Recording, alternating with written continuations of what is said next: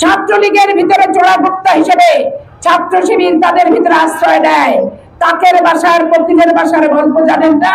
1986 সাল থেকে যুদ্ধ করেছি, এই রক কাটা হাত কাটা পা কাটা ইসলামী ছাত্র শিবিরের বিরুদ্ধে। 8 সালে নির্বাচনের মডেল রাকসু, ডাকসু, জাকসু, একসু সবগুলোর জন্য নির্ধারিত করা হয়েছে। বিএনপির সঙ্গে আলোচনায় বসলে সরকার বলে নির্বাচন দেব, আর বিএনপি থেকে যখন অন্য সংগঠনের সাথে বসে কিভাবে নির্বাচন বানচাল করবে সেই তখন পদ্ধতি আর বুদ্ধি এনসিপি সহ জামাত ইসলামকে তারা শিখিয়ে দেয়। দেশ একটি ক্রান্তিকাল অতিক্রান্ত করছে। ডাকসুর এই নির্বাচন যে যেই কথা বলুক না কেন, এইটা হচ্ছে একটি সুপরিকল্পিত নীলনকশা প্রণয়নের নির্বাচন। এইখানে রেজাল্ট শিট কিভাবে কাকে কত পার্সেন্ট ভোট দেওয়া হবে, কোন হলে কিভাবে কত পার্সেন্ট ব্যক্তিকে বিজয়ী করা হবে, পার্থক্য কত থাকবে, ঠিক 1-11 মডেলের 8 সালে নির্বাচনের মডেল রাকসু, ডাকসু, জাকসু, একসু সবগুলোর জন্য নির্ধারিত করা হয়েছে। আজকে এই সরকারকে স্পষ্ট করে বলতে চাই যে 15 বছর বাংলাদেশের মানুষ ভোটের অধিকার পায় নাই।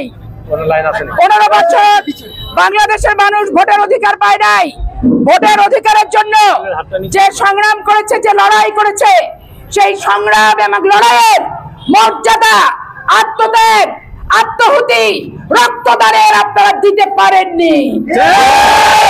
শিক্ষা প্রতিষ্ঠানে 15টি বছর সকল রাজনৈতিক সংগঠন ছিল বিতাড়িত, একমাত্র ছাত্রলীগ আর ছাত্র শিবির ছাড়া। ছাত্রলীগের ভিতরে চোরাগুপ্তা হিসেবে ছাত্র শিবির তাদের ভিতরে আশ্রয় দেয়। তাকের বাসার পতিনের বাসার গল্প জানেন না? কাকের বাসায় কোকিল একজন বাসা বানাতে পারে আর একজন বাসা বানাতে পারে না।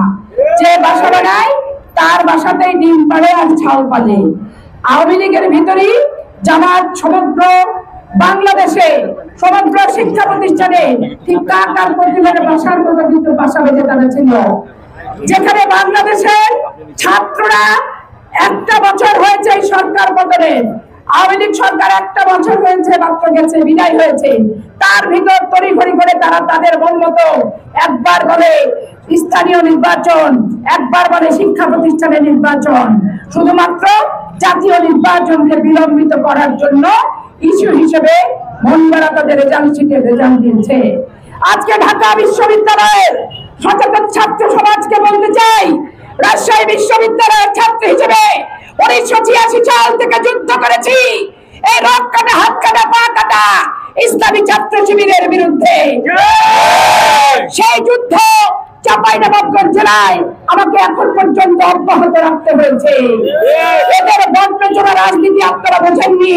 96 সালে দেখেছি রমনা রেস্তোরাঁয় তারা খাওয়ার টেবিলের আড্ডা দান করে কিভাবে তাদের সংগঠনকে আওয়ামী লীগের সাথে একত্রিত করে তাদের সাথে গায়ে গান হেসে নিকট রাষ্ট্রের মতো আঠা লাগিয়ে কিভাবে তাদেরকে নিজেরা প্রসারিত করতে পারে সেই চেষ্টাই কিন্তু করেছে।